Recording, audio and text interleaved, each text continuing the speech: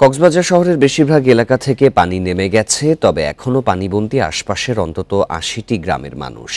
এছাড়া পাহাড় ধসের শঙ্কা থাকায় ঝুঁকিপূর্ণ এলাকার বাসিন্দাদের সরে যেতে মাইকিং করছে প্রশাসন।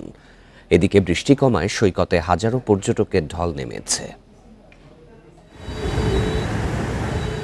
বুধবার থেকে টানা বৃষ্টিতে বাড়তে শুরু করে মাতামুহুরী, বাঘখালী ও নাফ নদীর পানি। বৃহস্পতিবার রাতে পানি ঢুকে লোকালয়ে তলিয়ে যায় কক্সবাজার শহরের ৬০% এলাকা এবং আশেপাশের প্রায় ১০০ গ্রাম। শুক্রবার রাতে বৃষ্টি কমে আসায় নামতে শুরু করে পানি, তবে এখনো পানিবন্দী লক্ষাধিক মানুষ।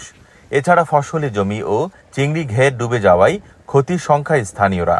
আমাদের ঘরবাড়ি ডুবে গেছে, গাছপালা পড়ে, এমনকি যেত পরিমাণ পানি উঠছে খাদ্য পর্যন্ত রান্না করতে পারতেছি না। কিছু ঘর পানিবন্দী, আবার কিছু পানি নেমে গেছে বৃষ্টি কমার কারণে, এখন কাদা আছে ঘরের মধ্যে।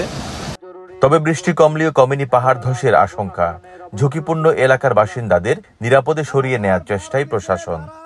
বিভিন্ন ঝুঁকিপূর্ণ এলাকায়, বিভিন্ন প্লাবিত এলাকায় আমরা গিয়ে আমাদের যারা আশেপাশে আমাদের জনগণ যে বসতি আছে, আমরা তাদেরকে আমরা চাই তারা যাতে নিরাপদ আশ্রয়স্থানে সরে আসে। এদিকে শহরের পানি নামতে থাকায় স্বস্তিতে পর্যটকরা। বৃষ্টি উপভোগে সৈকতে ভিড় করছেন হাজারো পর্যটক। পরিবেশ এখন যা আছে মোটামুটি অনেক সুন্দর। এই পরিবেশ সবসময় পাওয়া যায় না, আমাদের অনেক ভাগ্য যে এই পরিবেশটা পেয়েছি। এর আগে শুক্রবার আলাদা দুটি স্থানে পাহাড় ধসে একই পরিবারের ৩ জন সহ ৬ জন মারা যায়। সাগরে ট্রলার ডুবে মৃত্যু হয় ২ জনের। এছাড়া স্রোতের টানে ভেসে যায় ১ জন। তৌফিকুল ইসলাম, ইন্ডিপেন্ডেন্ট নিউজ, কক্সবাজার।